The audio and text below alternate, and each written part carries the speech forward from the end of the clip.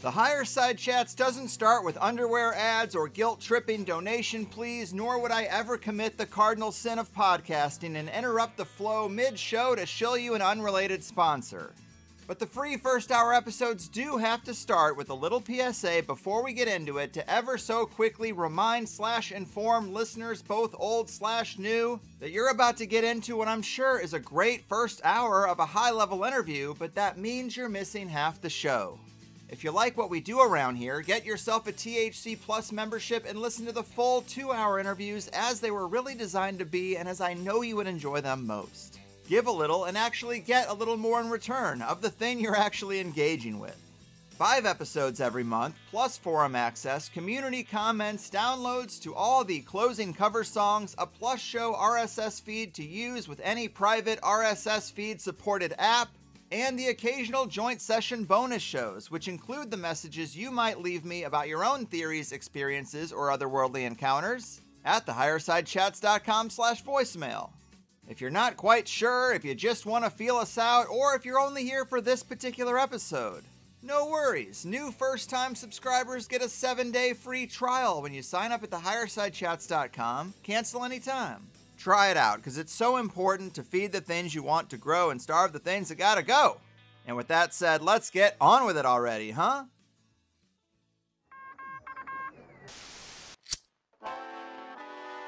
In the 1930s, President Franklin Delano Roosevelt addressed the nation through a series of radio broadcasts known as the Fireside Chats. His aim was to reassure the common man that our society would recover from its troubled times. Well, we're far from 1930, and I deal with a different kind of fire. For a new era of worldly frustration, we offer a fresh conversation. I'm Greg Carlwood, and these are the Higher Side Chats. Well, this is the way, Higher Side Chatters, doing what we do from sunny San Diego. I'm Greg Carlwood, and with nearly all the cascading problems facing the world, when you dig deeper into each one, you can usually find that a multi-generational billionaire family of the propped-up parasite class is responsible, or at least has found a way to seize the opportunity to suck up some profits out of the massive fallout of our misfortunes while the rest of us pay the cost. Education, media, healthcare, technology, for-profit prisons, food, oil, energy, and of course medicine all have their designated cabals and corporations carving out a piece of the pie. And today we're going to talk about the Sackler family, Purdue Pharma, the opioid crisis, and how we see several underlying infrastructural mechanisms actually serving the interests of the nefarious few while the victims and society at large are left holding the bag. And breaking it all down today is our guest Ryan Hampton, who knows this subject as well as anyone from a personal and professional perspective. Ryan has seen the struggle firsthand as the prescription pain medication given to him after a hiking injury severely derailed his life to the point of homelessness. But he has risen up to be one of the most powerful voices and advocates in the recovery movement, a commendable mission he is thoroughly dedicated to. He's also the author of 2018's American Fix, Inside the Opioid Addiction Crisis and How to End It, as well as the recently released Unsettled, How the Purdue Pharma Bankruptcy Failed the Victims of the American Overdose Crisis, which was written in real time as he served as co-chair of the official Unsecured Creditors Committee that acted as a watchdog during the court proceedings as Purdue Pharma filed for bankruptcy to protect itself from over 2,600 lawsuits stemming from its role in fueling the U.S. overdose crisis. It's a topic well worth our time, so let's get into it. The addiction recovery advocate, opioid crisis commentator, and thorn in the Sackler's side, Ryan, welcome to the Higher Side. Greg, thanks for having me. Really excited to be here to be able to talk about this topic, and thank you, for giving it airtime because it certainly isn't getting enough. So I appreciate you and all your listeners. Kind of you to say, and we are lucky to have you here. I appreciate your dedication to this issue that everyone seems to know about, but it just seems to keep snowballing. So many people know of at least a few folks who have fallen into this trap. 3 or 4 guys I went to high school with are no longer with us, and I'm sure a lot of people out there can say something similar to that. I really enjoyed both your books, so much to talk about, but if we were to start with an overview of the opioid crisis and the size and scope of how it's affected the country and the world at large, what are the statistics and data that you could give us to get the ball rolling? Yeah, absolutely. That's a great question. So, the opioid overdose crisis today looks very different from what it looked like just a few years ago when I found recovery. I got into recovery in 2015, and I can remember hearing the numbers. We were talking somewhere in the range of 47,000, 49,000 deaths to overdose, and at that time in 2015, they were talking about it being historic highs, right? Like this being a massive crisis that needed to be dealt with.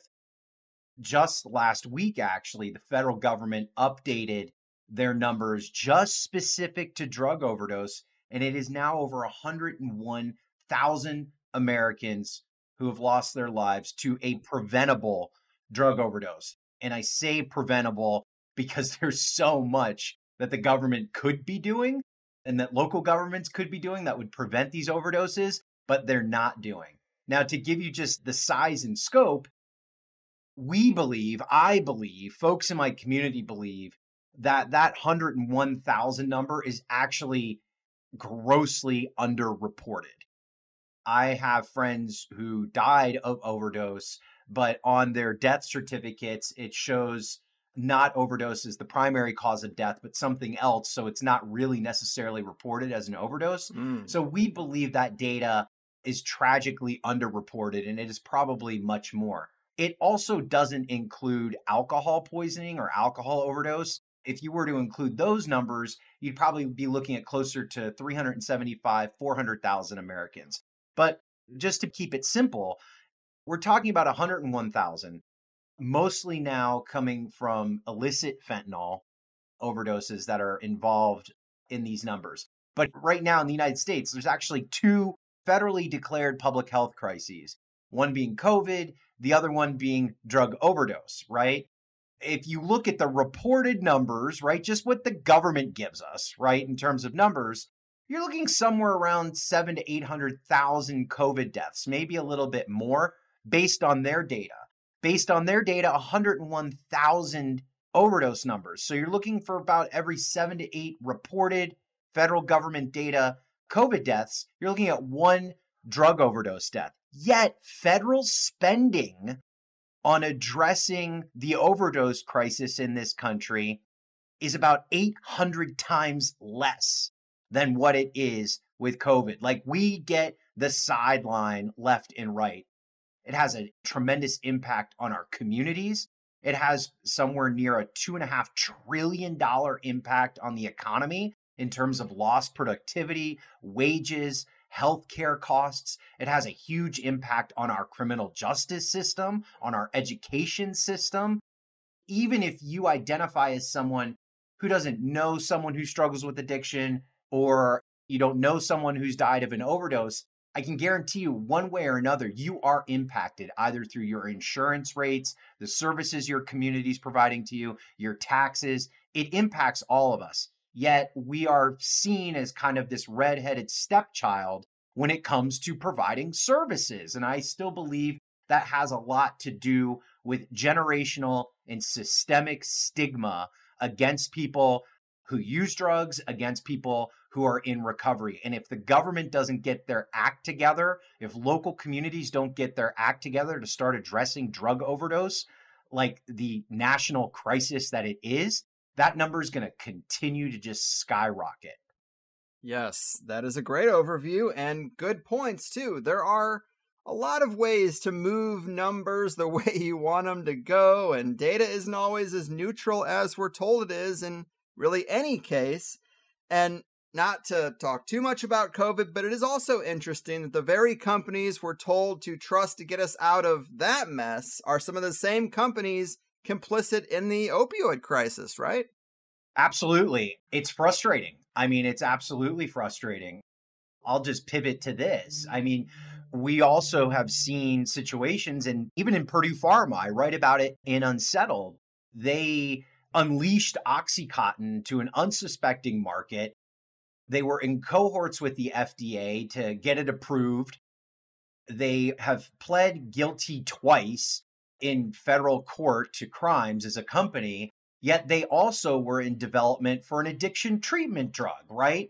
They were just approved for a naloxone drug, which is the anti-overdose anecdote, just a couple of months ago, right? So it's like add to the problem and then create the cure. So I mean, we've seen this happen time and again with pharmaceutical manufacturing and distributing companies. Pfizer, right now making the vaccine, they have really dropped the ball in terms of production for naloxone. And we have communities that are dying because they can't get that anti-overdose response measure because of all of the problems and the pipeline problems and production problems, because they're so focused on the vaccine. And it makes us really angry because I think you can walk and chew gum at the same time, especially when you're a multi-billion-dollar company like some of these pharmaceutical companies. And I learned from your book that Pfizer is largely a household name today because of the deceptive marketing tactics of Arthur Sackler. That's right.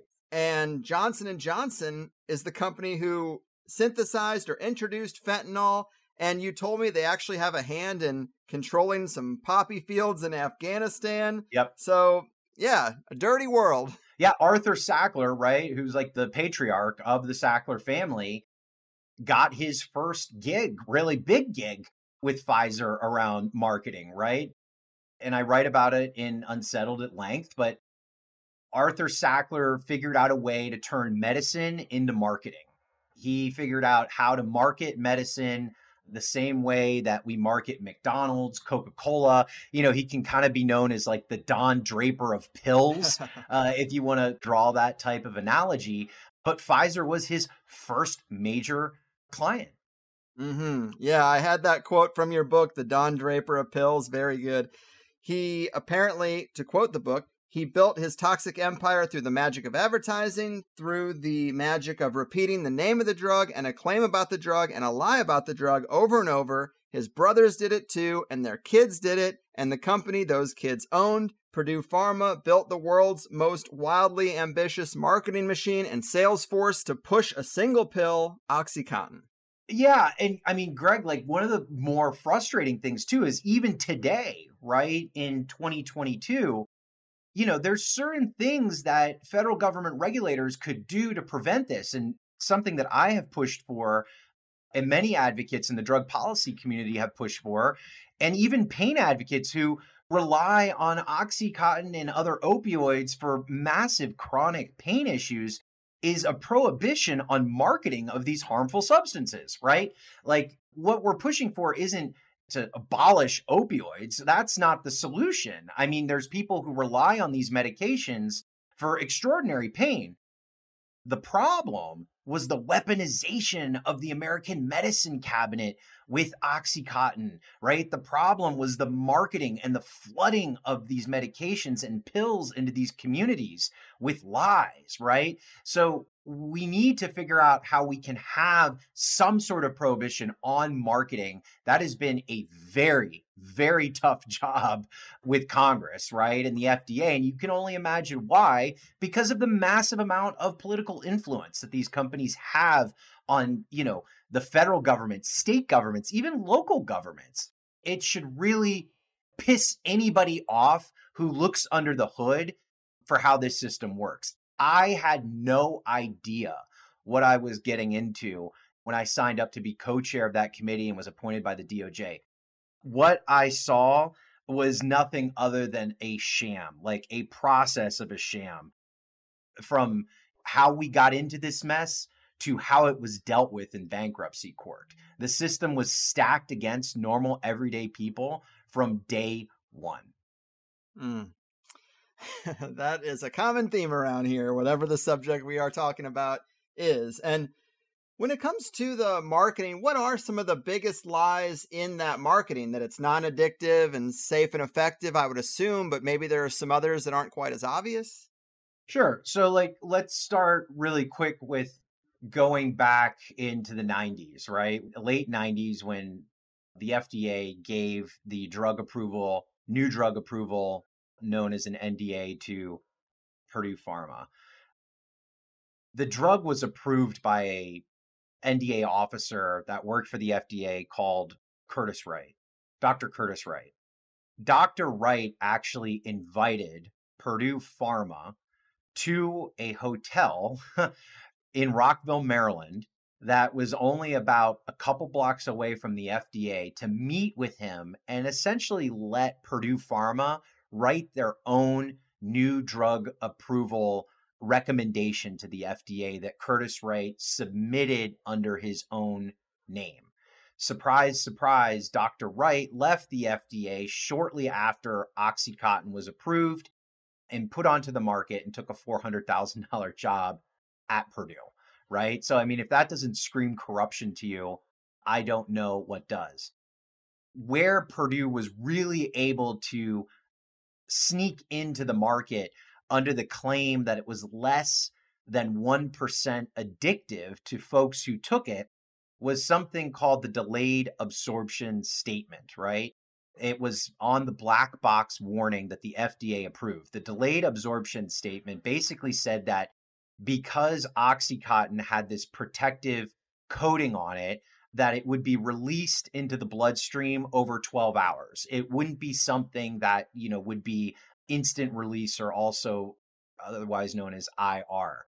And because of this delayed absorption of the product, of the medication, it was less than 1% addictive. The FDA allowed that, right? Allowed that marketing. Curtis Wright wrote it, and Purdue really doubled down on that messaging. They hired doctors. They had massive amounts of television ads. They did educational forums with different pain management folks here in the United States and abroad, where they hammered that messaging into them that it was less than 1% addictive, that this was a revolutionary drug that was going to just change the course of how we treated pain.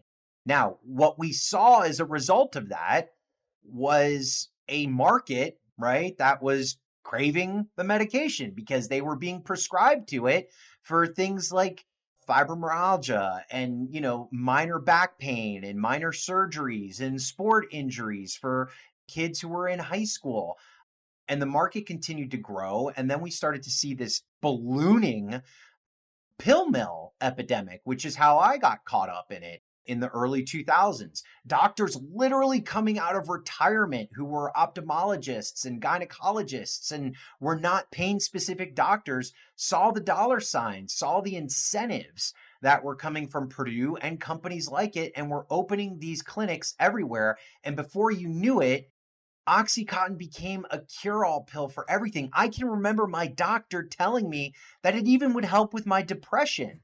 I had a doctor that told me not to worry, that if I felt kind of woozy or I was feeling a little sick, if I didn't have the medication, that this was just very normal for people who were on these. And it didn't mean that I was drug dependent or I was addicted.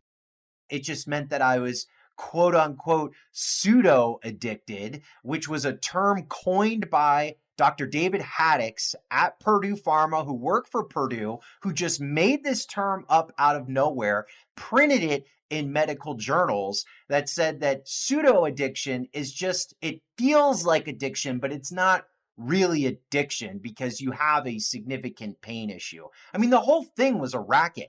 Now, underneath this, though, the federal government and state governments didn't just allow this to happen, they almost incentivized it to happen, right? It's frustrating because it was just a fix, all 360. Mm-hmm. Yeah, and good point about what doctors tell their patients, because I think with this issue, there's a lot of maybe victim blaming or just a lack of empathy. People say things like, well, if you're stupid enough to get hooked on Oxycontin, I don't know what to tell you. And the reality is that people in the early stages, before this drug had the reputation it has, they're told by their doctors that it's not addictive, that it'll help with depression, all kinds of things. And that's obviously because they're getting their kickbacks, but you got to have some empathy for people who are straight up lied to. Maybe if someone gets hooked on Oxycontin today, with all the things we know about it, maybe you wouldn't have the same level of sympathy. But the reason it got the reputation it did is because it did so much damage before people really knew. Right. And I mean, it's hard for me to sometimes look back to 2003, 2004, when I really started using these medications a lot, particularly Oxycontin. And I feel naive, right? Because I wish I would have known then what I know now. And I sometimes have to look back and try and put myself in my shoes where I was in 2003, 2004. And I can tell you, and I know it sounds a little ridiculous if you're new to this subject, but at the time, I really did not make the connection between Oxycontin and then potentially losing my life, being unemployed, becoming homeless, becoming dependent. Like my entire survival part of my brain just dependent on this one medication. I thought that it was as normal as aspirin, as crazy as that sounds. Mm-hmm. I can remember getting my first prescription and being told, like, this is going to provide a tremendous amount of alleviating of pain symptoms and other symptoms that I have, and it's going to make me more productive. And I remember having that pill bottle with my name on it. I was not shy about it. I mean, I used to keep it on like my desk when I was at the office. I had other colleagues who were on it, and like, isn't that Oxycontin just like a miracle drug? And I was working in politics at the time, right?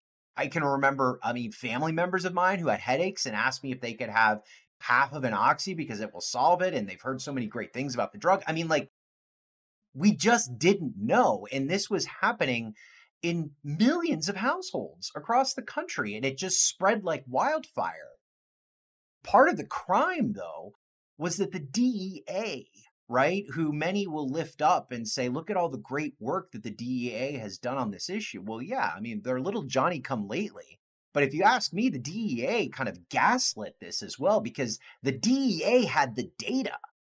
They had the data, the prescribing data that showed how much Oxy was being prescribed in these communities, and they did nothing about it. They just allowed it to happen. Purdue knew what was happening. And when these drugs started showing up in the mid-2000s in the pockets of coal miners in Appalachia who were overdosing or ending up dead, and data started to come in that these deaths were possibly connected to this pill, this medication, nobody did anything. We could imagine a different world where in, 2004, 2005, the DEA's got this data and Purdue's got this data, and they decide, hey, this is a problem. This medication's killing people.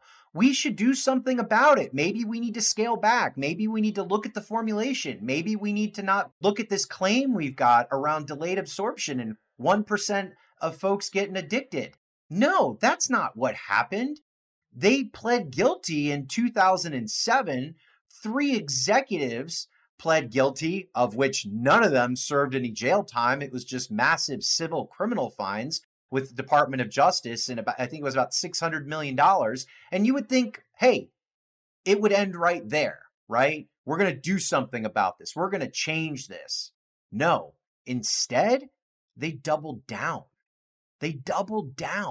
Right? They kept doing what they were doing, except worse, and more people continued to die.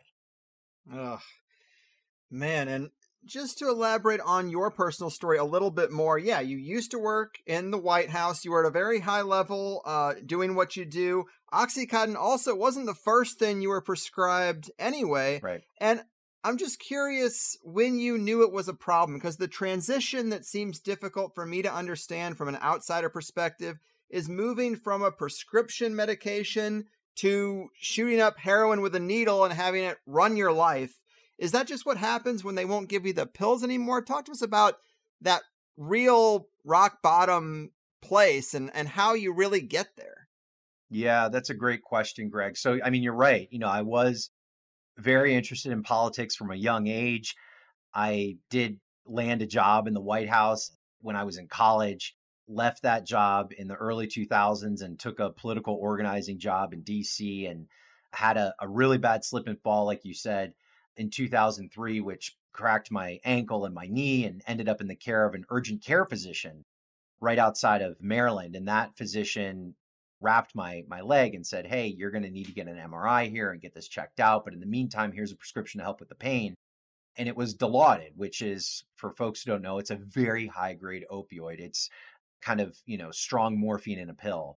And what I didn't know at the time is that actually was a Purdue product as well. Dilaudid is a brand Purdue product. And my journey to homelessness and to overdose and loss of employment and apartment and almost, losing my life wasn't too much of a protracted journey. And it did happen over time. I had to move back home to Florida shortly after that injury because my father had passed away. And I remember going into my primary care physician and saying, "Hey, doc, I've got this problem with my knee and my ankle. I was seeing this urgent care physician in Maryland. What do I do?" And my doc was like, "Oh, no, I don't do pain management. But if you look in the back of the Miami New Times, you'll see there's like hundreds of places that do." And that's what I did. I looked in the back of the New Times, and I remember the ads. It was like, "We prescribe Oxy. We take care of your pain. We guarantee you'll be pain-free within 48 hours. Call us, see Dr. So-and-so." And when you look at the amount of pain clinics that existed, and this is a real number, there were more pain clinics where I lived in Broward County, Florida, Miami-Dade and Broward County, Florida, than there were 7-Elevens and McDonald's. There were that many. Huh. And after my first visit with my first pain doctor, which was a woman named Dr. Julia, she had prescribed me my first Oxycontin. And over time, I started to develop a physical dependence, although I didn't really, again, connect the dots because I was taking them as prescribed. I was taking them every 12 hours, but my body, if I didn't have them every 12 hours, would start to go into what we know as withdrawal. But I didn't know what withdrawal was at the time. And I can remember late 2004, I was sitting in my office. I had missed my doctor's appointment that morning. And I thought, no problem, I'll just make another appointment tomorrow or the next day, and I'll get to see the doc and get my medication refilled. It'll be fine. I'll just trudge through. And by about 5 o'clock, when the day ended, I started to feel really sick, and I started to sweat, and my stomach was really upset. And I went into the bathroom and I splashed some water on my face. And I looked at myself and I said, could this maybe have anything to do with the medication? And I came back to my desk and Googled, and, sure enough, yeah, it was a result of not having my meds. And I was so sick at the time, my first thought wasn't, "Hey, Ryan, you might have a problem. You may need to go to rehab, or you may need to go talk to your doctor or something." No, my first thought was, I need more medication. So I called another doctor and got another script. And before you know it, my tolerance kept going up. And it got to a point where in order for me to function over the course of 3 or 4 years, I needed those pills. If I didn't have those pills, for anybody who's listening, if you haven't been through withdrawal or seen somebody you love go through opioid withdrawal, it is single-handedly one of the worst experiences a human being physically can go through. You can't get out of bed. Your mind doesn't work. Your entire survival system of your brain is hijacked. Having the medication is more important to you than basic needs such as food and shelter. It's impossible to work if you don't have the medication. I was completely hooked, and I was already beyond the point of just being able to stop. So fast forward 2 or 3 years, I was at a point where I knew I had a problem. I had identified I had a problem, but I was unable to get help. It just wasn't available to me. And I started seeing more than one doctor. And I write about it in Unsettled. I was doing things like trading my pills so that I could get things like food. I was doing things I'm not proud of so that I could get the prescription medication. The fall from working in the White House to kind of being a hustler on the side of the Dixie Highway in Hollywood, Florida was very quick for me. And I was not proud of it. But the state of Florida decided and started seeing this uptick in overdose numbers and decided they were going to do something about it. That there were all of these pill mills and there were all of these people that were taking these medications and they were seeing overdose numbers spike. And the state of Florida legislature decided the way to do it was just to cut off the supply. They were going to create this prescription drug monitoring database, which is now known as a PDMP, which does a lot of good right now in 2022 because it provides us some needed data. But when it first started, it was all about just kind of tracking the people who are using the medications, using too many of the medications, seeing more than one doctor, which I was, and cutting them off, right? Basically saying it's the patient's problem, it's the addict's problem, it's definitely not the doctor. And I showed up at one of my doctor's appointments coming to the late 2000s, I think around 2008, 2009. And the doctor who knew I had been misusing the medications, the doctor I was seeing was actually misusing the medications themselves. I had seen her high multiple times in the office. And I walked in to get my script. And she pulls out this long rap sheet and she's like, "You're getting too much medication. You're seeing too many doctors. We have this new law in the state of Florida. I could lose my license if I prescribe this to you today. You're a junkie. You're a drug seeker. I shouldn't be treating you. Get the hell out of my office. If you ever come back here, I'm going to have you arrested for trespassing." Right? Mind you, this is after she took my $200 cash for my appointment. And I remember looking at her and saying, "What do you mean? How am I supposed to survive? What am I supposed to do? I need this medication. I was sick. I was in withdrawal." She said, "I don't care. Get the hell out of my office." And this wasn't just happening to me. This was happening to thousands of people all across the state at the same time. And when I walked out of that office, people think seeking help is easy. It's not, particularly when you're in withdrawal. All you want is that next hit. And there was a heroin dealer right there in that parking lot who was willing to get me well right there. And heroin was cheaper, way cheaper than the medication. It was more available. I didn't need to go to a doctor, and it did the trick for what I was looking for at the time.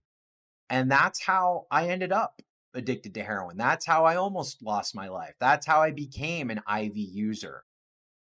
And it's scary when I think back, and thank God I say to my partner and my family all the time that this didn't happen to me now in 2022 because the drug supply is poisoned with fentanyl. I probably would not be here today to tell this story. But that's how it happened to me, and that's how it happened to many others across this country. Damn, that guy knew right where to be. It's like the old joke of looking for loose women at an abortion clinic because you just know that they get down. It's like, well, this is the place to find your customers if you're trying to sell heroin because they're trying to get treatment here and they're being cut off. Man, that's really sad. And I've known someone who had fibromyalgia, so you're already dealing with pain. They didn't have support from their parents. They didn't have insurance. They couldn't really work because of the pain. And then they started getting heroin. They're like, look, it's cheaper and it makes the pain stop. Yeah. And it's just really sad to someone who's like sees heroin as so dirty and a bridge so far from their reality. It's like, well, you don't wake up every day with pain. So what do you know about it? But well, let me just say something about that though, really quick, because you make an important point. Like part of the way that addiction and pain both, right? It's kind of two sides of the same pill. Pain in this country has been stigmatized. Pain patients have been stigmatized. People with addiction have been stigmatized. People with addiction can't get adequate care or support once they're identified as having an addiction. They can't get the right types of supports to keep them alive.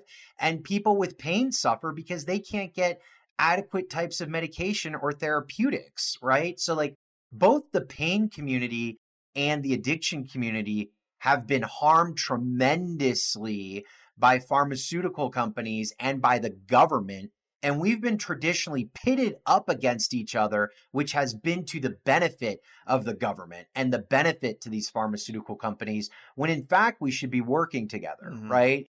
We've seen it play out time and again. You can see in the history of the overdose crisis, like the amount of money that these pharmaceutical companies put in to create these fake pain advocacy groups, right? To fight the addiction community and say we're nothing but dirty addicts, right? And it's all our fault.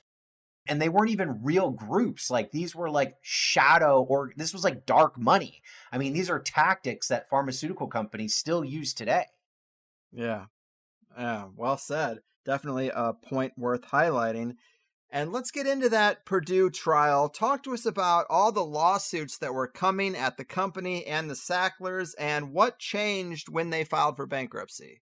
Wow. So this is where I get like really wound up, and thanks for letting me take a little bit of time to talk about it. So I had, set my target on Purdue Pharma early on in my recovery.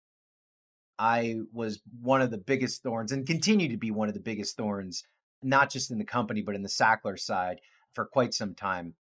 I started to connect the dots between the Sackler family and Purdue and the deaths of my friends and what I experienced sometime around 2016. And in 2018, I had the largest protest direct action in front of Purdue Pharma headquarters with 500 people, really demanding accountability.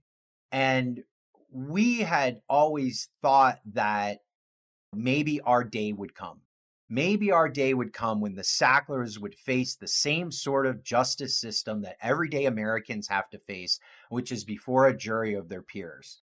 And they got wrapped up in something called the multi-district litigation, which is still being negotiated in Ohio in Judge Polster's courtroom, which is where all of the pharmaceutical manufacturers and distributors, right? So like McKesson and Johnson & Johnson, AmerisourceBergen and CVS Caremark Pharmacy and some of the other pharmacies and Purdue Pharma were all lumped together in this one massive test trial in Ohio to see if they could come up with some sort of settlement.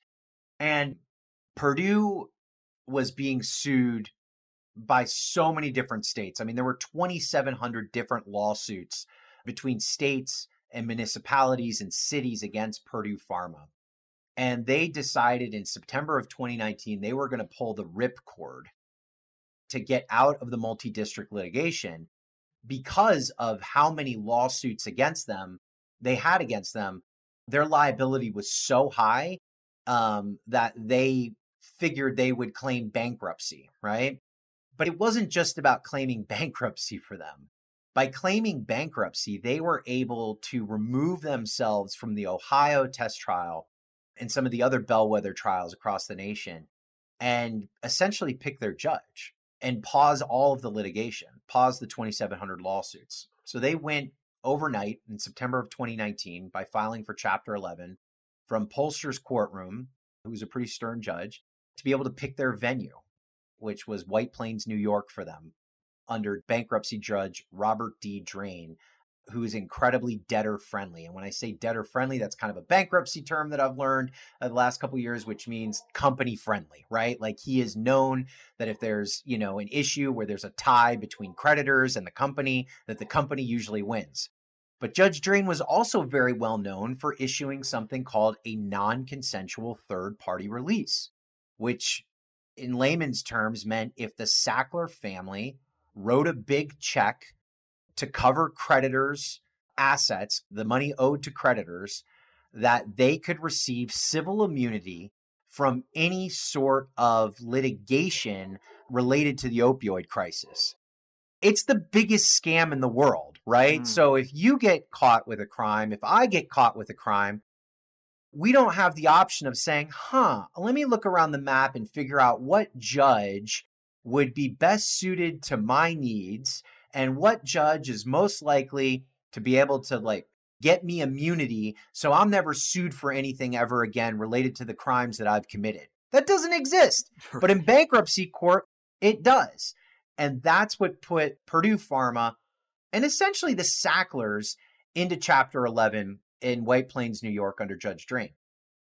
The big caveat here, though, is that the Sacklers never had to file for bankruptcy themselves. So they were able and continue to be able to benefit from the bankruptcy system by writing a check under the plan that was developed without having to forfeit all of their money, right?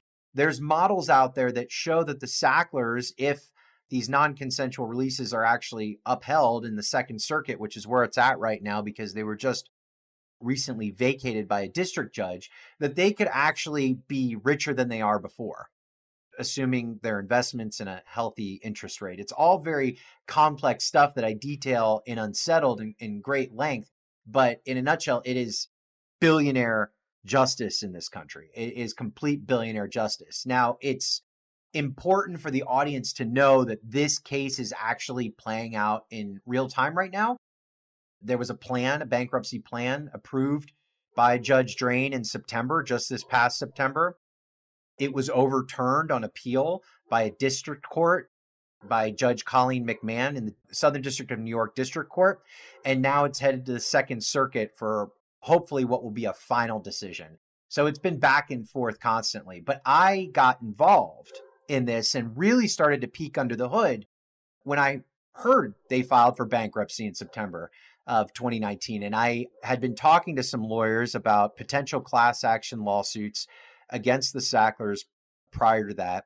And one of them reached out to me and said, hey, Ryan, now that they're in bankruptcy court, this changes the game completely. It kind of moves the whole process, if you're a sports fan, from a basketball court where, attorneys general are really good at playing legal games onto an ice hockey rink, which is in bankruptcy court, this completely different set of rules that most lawyers aren't aware of. And there's a committee, a very powerful committee called the Unsecured Creditors Committee that's appointed by the Department of Justice. It'll be a 9-member committee that you can apply to be a part of. And what that committee serves as is pretty much the watchdog of the process, but it also has the ability to negotiate the settlement on behalf of 600,000 creditors. It has the ability to get into the Sacklers' financials to see if the settlement's fair. It has the ability to conduct depositions. It has the ability to take discovery, which means I'd be able to see Sackler emails and see a lot of the things that we thought we knew and maybe get some proof. I thought it would be cathartic for me to go through this process to represent families and victims who have been harmed so much and to be there to use my voice, right? And I was actually hopeful in the beginning because I envisioned this process where it was all these state attorney generals and the United States Department of Justice and the victims and the companies and like all of us on one side of the table and then the Sacklers and Purdue on the other side of the table. And that at the end of the day, justice would be done, right? That Purdue would be reduced to nothing but this crappy company with no money and they'd have to give the dollars to the victims and that the Sacklers would see some real justice and maybe, just maybe, we could do some good here. Mm-hmm. And boy, was I mistaken. The whole process was set up to benefit everybody but the people who were harmed the most. Right. Victims were sidelined every step of the way. And 2 years ago, if you would have asked me that one of my larger banners that I'd be carrying coming out of this process would be massive bankruptcy reform, I would have said, you're crazy. I know nothing about bankruptcy.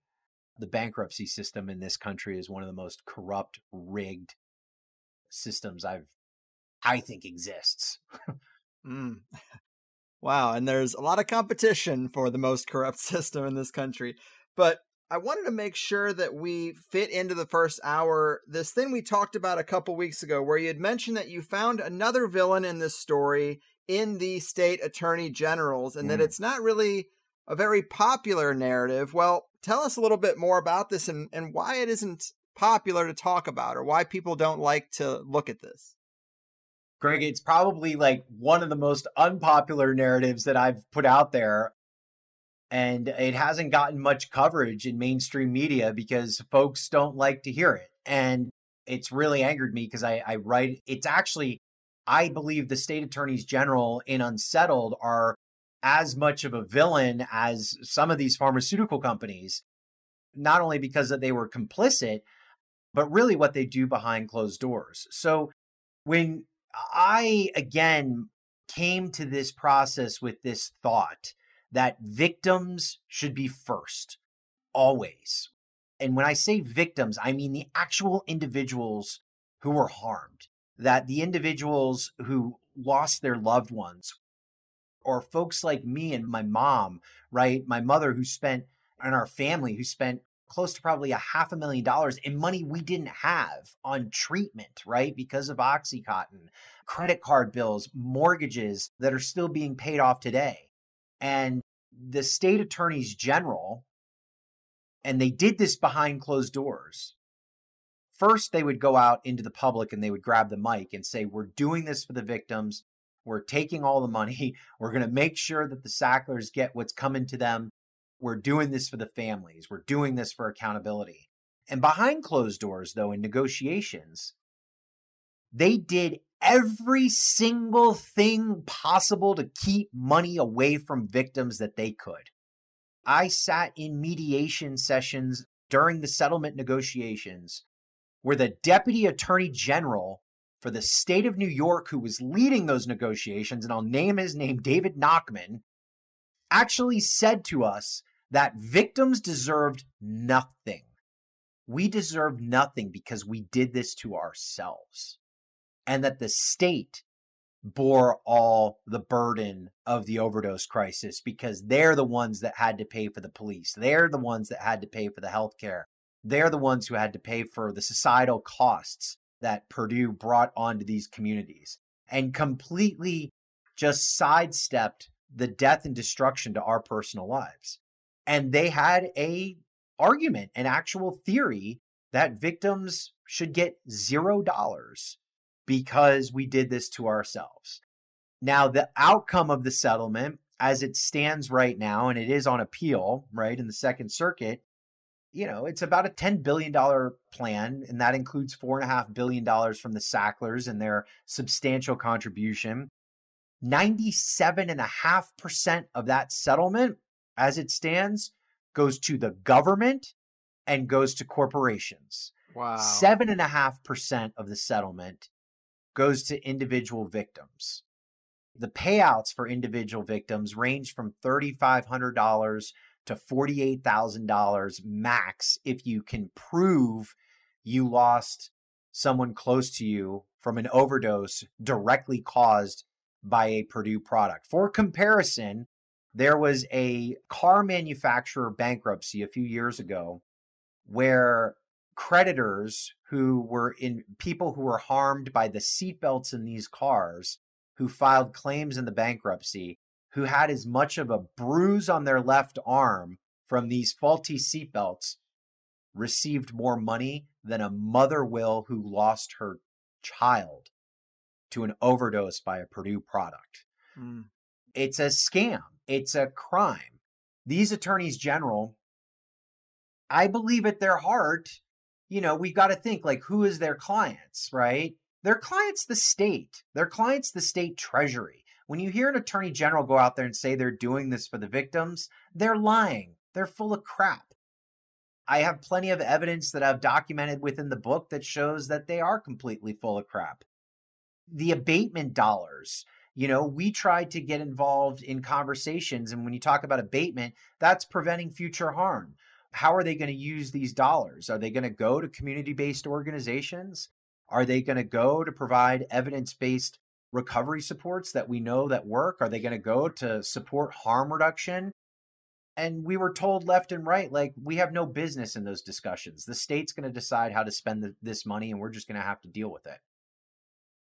It's angering because that myth is still perpetrated today by some of these attorneys general. You see some of them on television talking about it, and it's enough to make my blood boil. I just had an action last week against the Attorney General of Connecticut, William Tong, because he keeps saying we're going to keep fighting the Sacklers for more money and we're going to hold them accountable. And what we really want are criminal charges, right? So like all of the victims in this case and victims who have been harmed by the Sacklers, we want criminal charges. We want the United States Department of Justice, or at least one of these 50 attorney generals who claim such egregious crimes by Purdue Pharma, to put their money where their mouth is and make the Sacklers sit for a grand jury, indict them, criminally investigate them. No, you know what? Not one single state in this country has filed a criminal charge against any member of the Sackler family, because this is all about money. This is not about real justice. And so when we hear an attorney general talking about holding the Sackler family accountable, that is not what they're doing. All they are doing is trying to get more money, but money for who? Money for their state, because they have pushed us aside. They have chewed us up. They have spit us out, and they have discarded the victims when every single one of their claims wouldn't even exist without the victims' claims. Every government claim, every insurance company claim, every corporation claim in this bankruptcy wouldn't exist if it wasn't for the death and the destruction of families and individuals who have carried the burden of Purdue's crimes for far too long, and the injustice just continues. And mainstream media will not give that subject the airtime. They do not want to talk about it. It is one of the most frustrating narratives coming out of writing Unsettled and participating in this process. Man, well, I'm glad you broke that down. It is important for people to know these state AGs, they're just trying to capture that money, put it in the budget. There's no guarantee it'll go where it's supposed to go at all. They kind of can just do whatever they want with it. I've heard you talk about that before. Yeah, I mean, and they say they're going to do the right thing with it. They say they're going to spend it on abatement, but there's no real mechanism that guarantees how for them to spend the dollars. I mean, they've been so broad. They're like, yes, we'll spend it on prevention. Yes, we'll spend it on treatment. Yes, we'll spend it on law enforcement. But like 99% of it could go to law enforcement, right? On like body cams and stuff. And they could claim it for the opioid crisis. Part of the problem here is the lack of transparency. Like, good luck trying to go track down how a state's spending their abatement dollars. I've tried it. Like, if you don't have 2 PhDs and like a reading room of 5 people who can go through tens of thousands of pages of documents and understand government coding, you're not going to be able to figure out how these dollars are spent. There's no real easy way to break it down. You know, we saw this happen with the tobacco settlements, right? Some time ago. It's my firm belief that the opioid abatement dollars is going to be more of a catastrophic failure than how the tobacco dollars went down. And not to mention, Greg, like one of the things I haven't really been able to talk about are the lawyers in this. Yes. Like at the end of the day, the only ones getting rich are the lawyers. I didn't realize that going into the process. I have a whole chapter about it in Unsettled. Under 1,000 lawyers in the Purdue Pharma bankruptcy will collectively take home, after contingency fees and professional fees, over $1.3 billion. This includes contingency lawyers that work for the states. This includes contingency lawyers that work and professional lawyers that are fee-based hourly lawyers that work for Purdue and that work for the creditors committee and that work for different creditor groups. Under 1,000, over $1.3 billion to the billionaire millionaire class out of this bankruptcy. Yet 138,000 victims will have to share in $750 million. Now, tell me the system isn't set up for us to get screwed under those calculations. Yes, I'm glad you made the point about the lawyers. It's just a whole big show. Victims get the shaft and the criminals just get to cut a check. And I've also heard you say that the way the settlement is structured is so to the Sacklers' benefit, they might actually make more money over this time. Is that right? Yes, that's absolutely correct.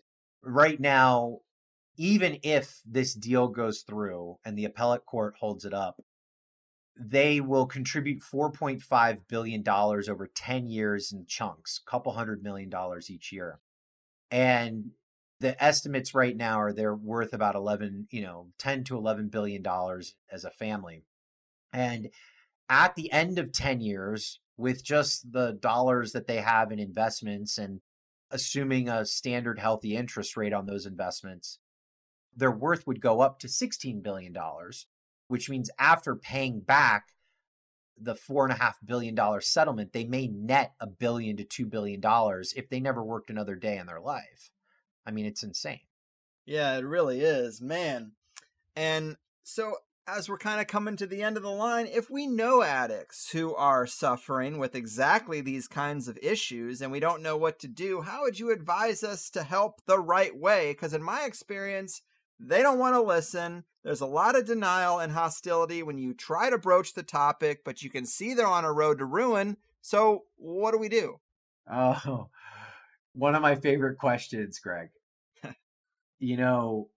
With people who are struggling from addiction, I would just say coerced help and coerced treatment will never work. Okay. If they're in your family, if it's someone in your family, it is important to have boundaries with them because it can be devastating to you and it can be devastating to those around you. But it is important to always, if it's a loved one, to love them and to listen to them. I was that guy that people told my mother never to take my phone call, that they would find me dead in a ditch somewhere if she helped me or was too nice to me, that I was just going to steal from her and stuff like that. And honestly, I didn't want help most of the time. I wanted to keep using. I didn't know any other way. My brain was completely hijacked. But there comes a point, and there came a point with me where I did need help, and my mom answered my phone. And some days she would just listen to me, and she would encourage me to get help. She wouldn't force me, but she encouraged me. And if you have someone that more importantly is if you think they are struggling, ask them if they're okay. Ask them if they would like to get some help. Be open to having a conversation with them. And they may say no, but have healthy boundaries with them. But healthy boundaries means not just shutting them out of your life completely, because the next step may be they end up dead. And I think for a lot of us who go through severe substance use disorder and addiction issues, beyond the drug, what we're all really trying to grasp a hold to is something that we're missing in our human lives, right? Something that we're missing deep down inside. And for a lot of us, it's a lot of trauma that may have existed for quite some time. It can be very hard to love a loved one who's going through this, particularly if they've harmed you somehow. Not knowing everybody's unique circumstances, have some healthy boundaries, but don't shut them out of your life. And there are resources available out there, right? Like if someone's on Medicaid, has insurance, doesn't have insurance, the federal government has a treatment locator called findtreatment.gov. Folks can reach out to me on my website. I'm always happy to have just a conversation with someone. I don't refer anywhere or anything like that, but I'm happy to offer my lived experience. There's a great model called recovery community organizations. They're nonprofits that exist in many towns across the country called RCOs, where they offer peer recovery support services, where it's a peer with lived experience, such as, someone like me who's been through this, who can help that loved one kind of navigate what their options are and kind of try to take that burden off the family. It's also incredibly important that if you're a family member that has a loved one struggling, that you get help too, because it affects everybody. There are resources for families out there, and it is just as important for families to talk to a peer specialist as it is for the person who's struggling, because it has an entire impact and ripple effect, both in active addiction and even in recovery with the family dynamics. Right on. Yes, I also wanted to mention you blogged about the Mobilize Recovery event, the 3rd annual conference for recovery advocates, yes. And they have a broader vision for recovery. And I know you have the nonprofit Facing Addiction, and you work with the... Well, not Facing Addiction. It's the nonprofit's The Voices Project. It's called The Voices Project. Right on. And then there's Recovery Advocacy Project. Yep. The terms and words get a little redundant and confusing, but in terms of the organizations that you endorse, that you're involved with, and their approaches to these things that you think are doing it the right way, what should we leave people with? Listen, I take a little different approach on this. I believe that we know what works. We know what we need to do. I set out that agenda earlier to you. That's just kind of a peek behind the curtain of all the things we need to be looking at. What we're missing is a vocal, active community that's holding policymakers accountable and an effective constituency of consequence, because I believe our elected officials need to start answering some really hard questions as to how we got here and why things aren't getting better when we know what to do. So our entire model at Mobilize Recovery, at the Voices Project and Recovery Advocacy Project is about building people with lived experience, family members, people impacted by addiction, people in recovery, giving them the skills to organize their communities locally for new policies, but also to kind of call BS on a lot of these legislators and members of Congress and governors and folks in powerful decision-making authorities who say they care about ending the overdose crisis, but aren't really doing much to do it. So I believe we need a little bit more of a robust civic engagement model if we're ever to really get more action similar to what we saw with ACT UP during the AIDS crisis and other healthcare issues in this country. Mm-hmm. Yeah, I've heard there are 3 pharmaceutical lobbyists for every member of Congress. And of course, they Minimum. will just keep doing whatever they're doing to make that money, and they'll sweep all the dirty stuff under the rug as long as they can. So the pressure is very important, as you say. Absolutely. And your website is ryanhampton.com. You got the blog, you got other resources there for people. So that's probably important. And man, just thanks for doing the work you do and for talking to me today. It can't be easy to have to work in the realm of all this after you dealt with it yourself. You constantly are being reminded of it. So I imagine that's very difficult, but you're doing amazing work in the world, and that's a beautiful thing. And take care out there. Thanks, Greg. Appreciate it. And boom goes the dynamite, people, beating the drum of an issue we all know is there, but THC has never really dedicated an episode to it, and it's probably long overdue. I mean, just listen to those statistics again. 400,000 have died since 1999. 100,000 in the last 12 months for the first time. Even that ratio seems weird. I bet it's a lot more than 400,000 since 1999 if 100,000 have died in the last 12 months, but I'm just the messenger reading statistics. 1 in 3 American households affected in some way. And from April 2020 to April 2021, fentanyl claimed the lives of 40,000 Americans aged 18 to 45 to make it the leading cause of death for that age group. And to put that number in perspective, car accidents, 22,000, suicide, 21,000, COVID, 21,000, and cancer, 17,000. So you could basically put car accidents and COVID together and you'd get the number of deaths from fentanyl alone. And that's not even the topic of the day. It's messed up. This is an issue where there's a lot of judgment and an assumption that it could never happen to you. Kind of like factory workers who lose their job. I've heard a lot of people say, well, you shouldn't depend on one factory to make your living or to prop up a town.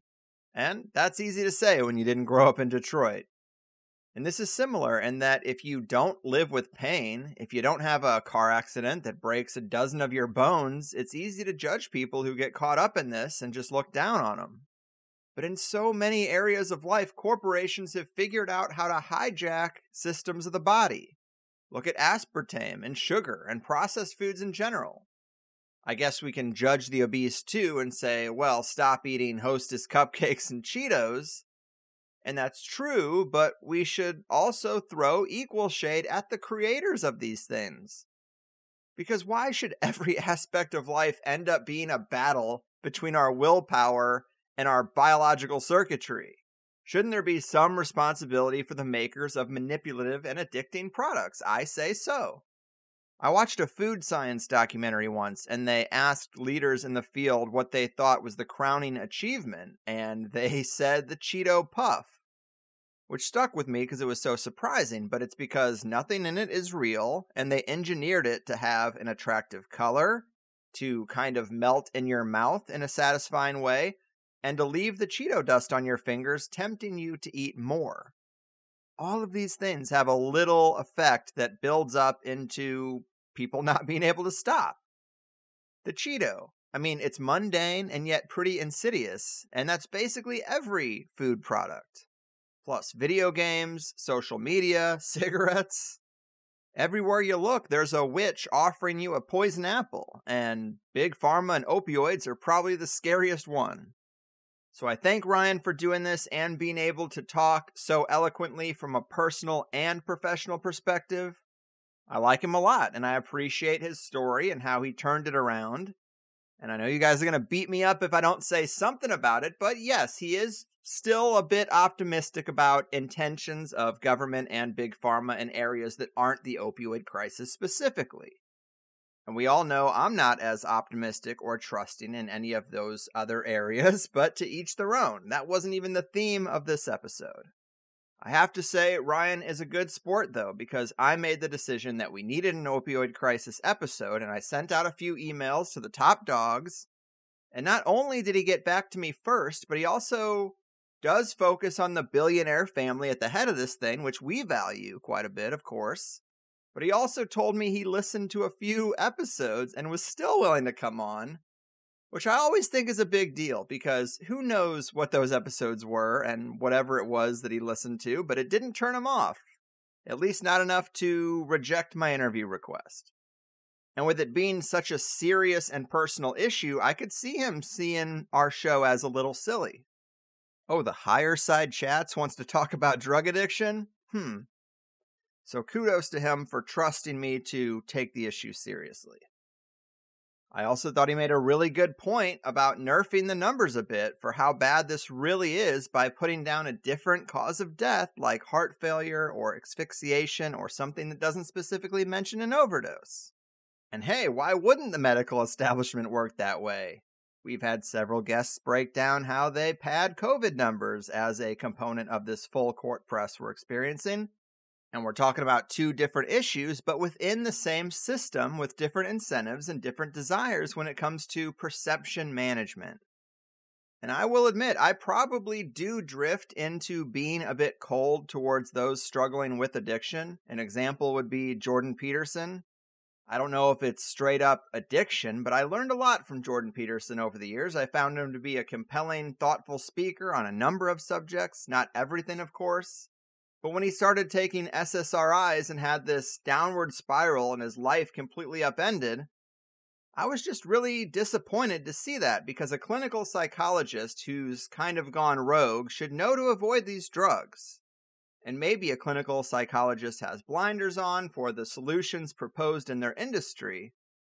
But I found myself thinking, if you aren't smart enough to avoid SSRIs, do you really have anything to teach me? I'm not saying it's right. I'm saying that's what I thought. Because it's very clear to me you don't fuck with SSRIs or opioids. If you do, well, good luck to you. But I also have no idea what it's like to have chronic pain. I have no idea what it's like to suffer the kind of life events that send you spiraling into a deep depression. So I try to check myself and remember that it's easy to avoid these pills when they're the solutions to problems you don't have. I avoid chemotherapy too, another dangerous practice, but I also don't have cancer, so there's nothing really to be proud of there. When you have one of these serious problems and the only experts allowed to practice have whittled away and suppressed alternatives and given you one solitary solution that is extremely risky for you, and they get paid to offer it, it's a fucked up system. And we need to help those who have been turned out by it. And at one point, talking about the settlement, Ryan said 97.5% goes to governments and corporations and 7% goes to victims. Pretty sure he meant 92.5% and 7% because I know that the 7% is right from reading the book. And I think he said it correctly later, but just to address that possible confusion, those numbers are still insane. And to say that the lawyers made $1 billion, it's like, what the hell? And I know people really don't want to have more COVID shows, but that doesn't stop me from trying to get a bit creative and in a roundabout way make larger points about why FDA approval doesn't mean shit to me and why companies like Pfizer and Johnson & Johnson can't be trusted when they talk about their products. Even holistic medicine is hard to navigate because for so much of it you'll find negative articles that try to repeatedly highlight a lack of FDA approval to make something sound scary or extra risky. And sometimes it is, but sometimes it isn't. So I appreciate Ryan's work and mission. I'm sure many of us listening are not nearly as dedicated to anything involving the public good, so I salute him for it. Also, I think I took a few lines from Ryan's bio in previous interviews that had the incorrect names of his nonprofit and organizations that he's been involved with, or maybe it was just an outdated one. You know, I hate to get that stuff wrong. But the right stuff is the Mobilized Recovery Conference, the Voices Project, that is his nonprofit, and Recovery Advocacy Project is another one that he supports and is involved with. Obviously, use his website as the portal to reach these other things if you have the need. And I appreciate the solutions he offers, and I'm completely ignorant of what these drugs feel like and what addiction is like at that level. but I would probably push back on the idea that we don't need to get rid of these drugs entirely.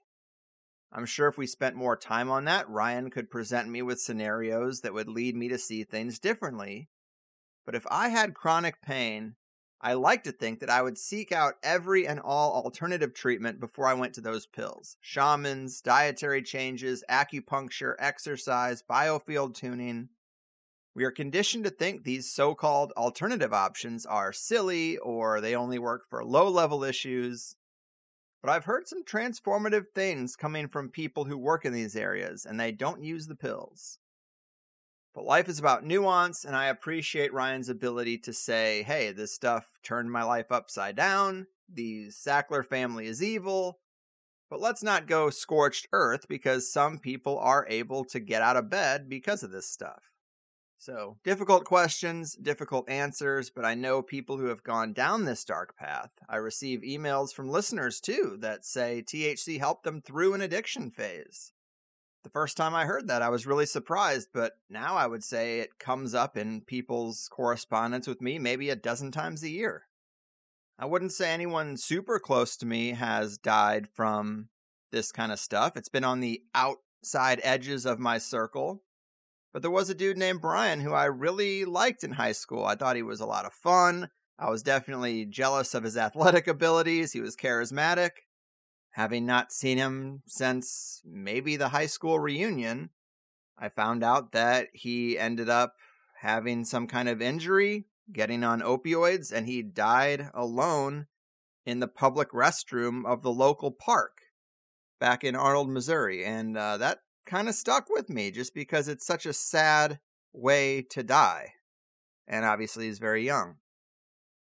But after hearing Ryan's personal story, the jump from pills to needles, I empathize. I always struggled to see how that jump was made. I never really had it explained to me like that, but now it seems pretty obvious. Even though it's still one hell of a leap. I guess the lesson is there are predators in the corner offices of big skyrises, as well as in the back alleys and parking lots of treatment centers.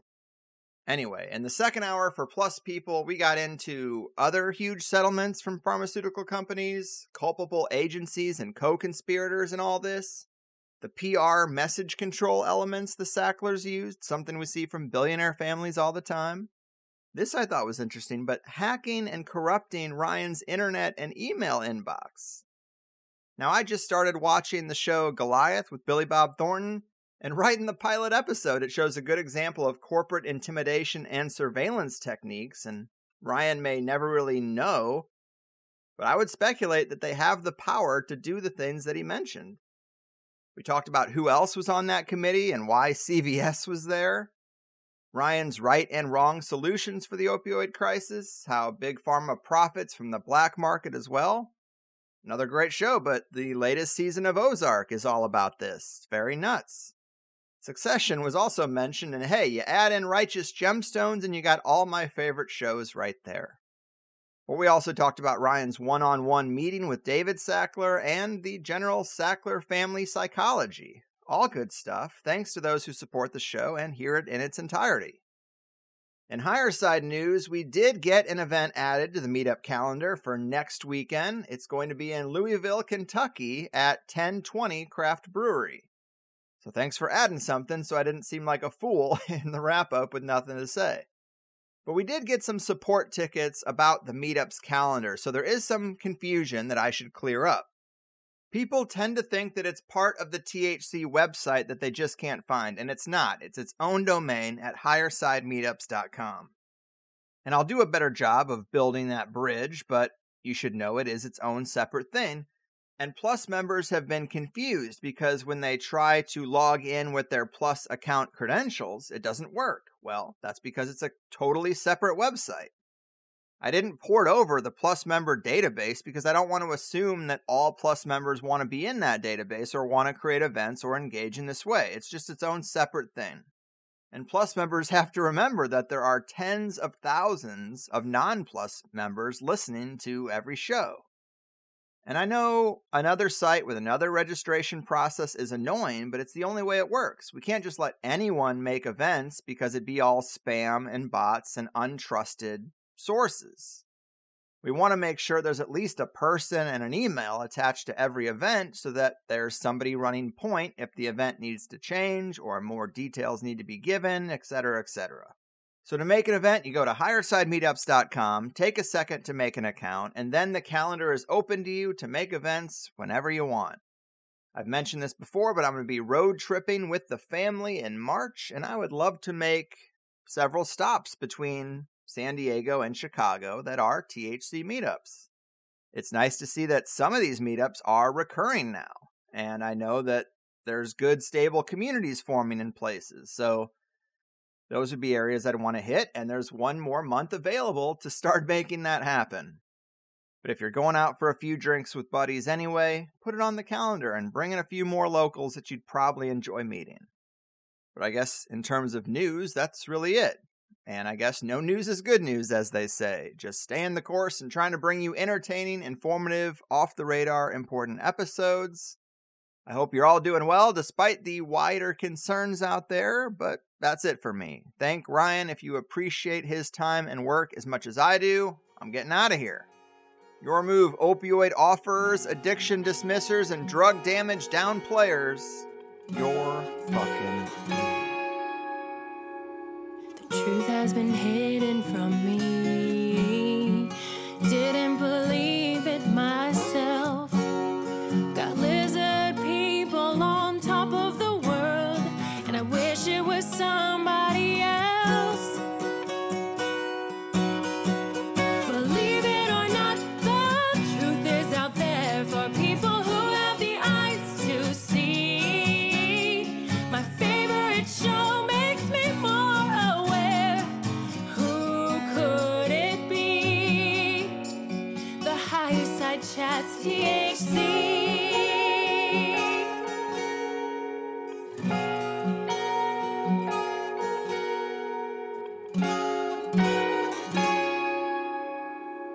Just watch the TV and obey.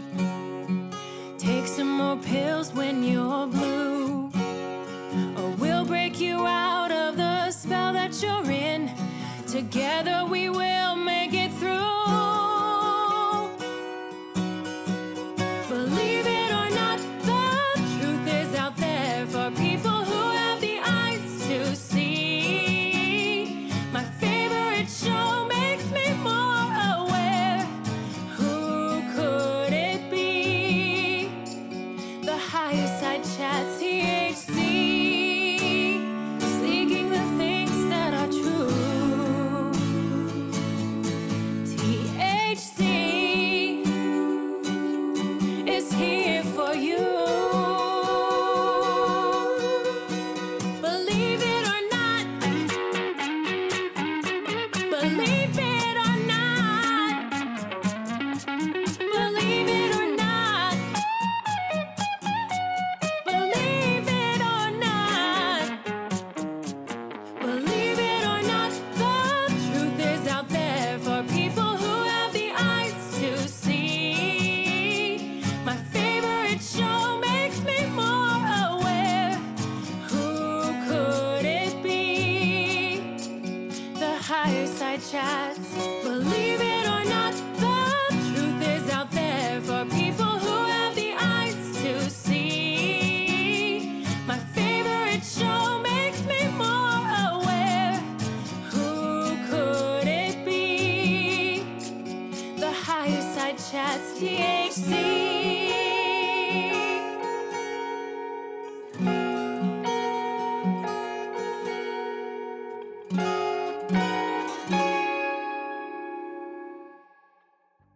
And that is another show complete.